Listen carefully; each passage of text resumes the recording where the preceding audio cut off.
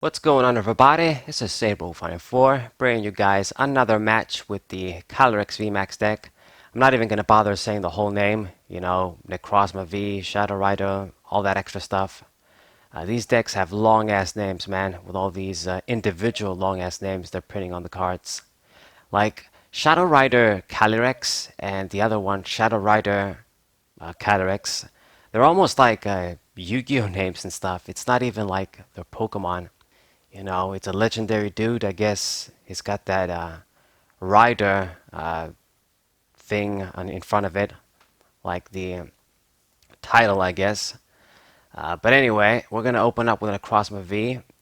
Good stuff. And I'm gonna use the Fog Crystal and get the Cresselia. And we're actually gonna switch to it since I'm playing second, and I got the switch. Might as well get that Mega Plus of 3 energies. It sucks, of course, that you don't get the flexibility of Volcanion. You gotta attach all 3 to one Pokemon. It's a bit annoying they did that, but I mean, it is what it is. Maybe for a little bit of balance. I mean, in the future, after we get the rotation and things clear up, I mean, I do definitely think that this deck, like Shadow Rider Calyrex VMAX, is going to be even better, like in a tighter meta game. Because his ability is fantastic. I mean, Welder, that card proved itself for as long as we had it. I mean, imagine having multiple Welders per turn. That's basically the case with this guy if you get a bunch of the stage 1s out. So here goes, Crescent Glow. Gonna get our 3 energy. And yeah, I'm gonna attach them on Necrozma basically. I know that I'm not gonna get the plus if I don't have a special energy on him, but I'm still gonna go ahead and do that. Didn't even bother to play the spinner just to make sure that we don't grab an energy and then I only have like 2 left in the deck or something, because I don't have too many. It's just 6 basic energies. 4 of them are already on the field, as you guys can see. He got rid of my stadium with the swell, so that sucks a bit, but we have more of them. And quick ball, let's see what he's gonna grab. All he did in his first turn was attach a water energy on that Dedenne GX, so wasn't very productive. And now he's going to get Jirachi, or she, I should say. It's a female avatar. And Crobat V, draw the maximum of 6 cards. And there he is, Inteleon V, the water starter, down on the field. So this is going to be an Inteleon VMAX deck, possibly with Frostmoth. They're usually basically together. But maybe she's not going to run it because, I mean, she already filled her bench with a bunch of other stuff, like the Zigzagoon. She played the Cricketune V down, so no spot open for Snom. So it's possible, it's more actually very likely at this point, that she's not using Frostmoth. She's probably going to focus on using the dude with Melanie, which is perfectly acceptable. Like, I thought of doing that myself, even before that supporter came out, using Inteleon VMAX and expand it with Aqua Patches, and you have a more consistent deck that way. You're not going to have the energy acceleration and flexibility late game, mid to late game, but you do get that better, faster start. Maybe you have more room for consistency cards and tech cards. So it's definitely something. You can definitely build the deck with Melanie for sure. Since it's not like you attach more energies on him and the damage increases or something, or he discards energies. It's just a consistent 160 for 3, and then you hit the 60 on the bench. Solid damage in total, and just a straightforward Pokemon to use. And this is what she's going to do. She filled her bench with all sorts of draw Pokemon. Dedenne, Crobat taking up the space, and Cricketune there. Now she has to get rid of a few though, thanks to the Avery. And it looks like she's not doing anything. I don't think she realizes she has to make a decision. Does she know what the card does? Yeah, obviously get rid of the Crobat and Dedenne. They make the most sense. Dead cards at this point. I mean, Avery, I'm trying her out.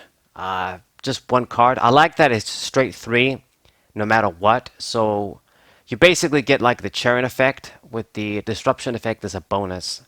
So in a way, it replaces all of the draw 3 supporters like Hop and Charon and Tierno, I think, also did that shit. Um, like I said before, it's gonna suck if you have to uh, give the chance to your opponent to discard Pokemon that have damage counters on. But you know, it is what it is. You gotta take the risk sometimes. So communication, let's see what she's doing. I mean, I couldn't make an attack, but we're gathering the psychic energies, that's for sure. I mean, I basically managed to get all of the basics on the field. I've got 6. Like if we see a special next turn, maybe Cresselia can attack. So there's Melanie, attach the water energy and manually attach another water energy. Now the Inteleon VMAX is ready. It is going to be a kind of a scary Pokemon since I don't have the Mew down. That sort of spread damage can add up. I mean, 60 is pretty high. Ah, damn it. We need to get our dudes ready. I mean, I've got the Necrozma and Calyrex is nearly ready. Since we have a lot of psychic energies, maybe even Calyrex VMAX can be useful attacker-wise. And looks like she did manage to switch. And she's going to get the first KO, killing the poor Cresselia and hitting my Necrozma, goddammit. So, now it's our turn to retaliate. And this is going to be a perfect chance to use Marnie, limit her hand. And, oh my god, I can't believe it. Okay, so we're not totally screwed yet. I didn't see an energy, but I do have the ordinary rod and spinner. So I'll put the basic energies back in the deck, which is only 1 actually. Sad. But the important thing is I will be able to get an attack. If we couldn't, it would have sucked really bad. Can't afford to waste any more time. So quick ball, let me get rid of the tool scrapper. I don't think I'll be needing that. And this is a perfect opportunity to get the Cricketune V and draw 3 cards. You know what, I put this card in and I think I'm starting to regret it because there's a few situations where he did help, but it's just, wow, I mean, the DNA just would have been so much better. So risking it, attaching the Psychic Energy on the Necrozma, going for Quick Ball now. Let me get another dude to get the Shadow Rider Calyrex, and this is a big risk. I decided not to attach it and just risk it with Exciting Stage. And the risk paid off. That was a close one. Yeah, sometimes I do this extremely risky plays, but we got more value out of this risk. I would have attacked with 6 energies, now I attack with 7, doing 220 damage. And this means that Necrozma V can do enough damage to kill this dude, even if we don't attach a special energy. So this was a big risk what I did, because I could have just certainly not have drawn any energies with Cricketune. But instead, we did use our ability, put the energy on Necrozma, drew some cards with Cricketune, and I managed to get a better result out of that. Now I've got 7 energies on the field, and got a few extra cards. Telescopic, that tool. So she's going to get an even bigger bonus now. She decided to pull the Necrozma V with the 3 energies on. Okay, I mean, he is kind of a threat, but since you couldn't even get the KO, like, was this even worth it? I don't know. Unless she knows she has, like, Tool Scrapper in the deck, and she's gonna get the KO that way, like on her turn, basically. Let's see. Now, attach the Aurora Energy, discard the switch, and draw an additional 3 cards with Cricketune. Okay, you're putting in some work, Cricketune. I'll give you that. Like, that's the benefit of this, a Pokemon like this. I mean, the DNA, you just get the effect once, then it's just going to sit on the bench.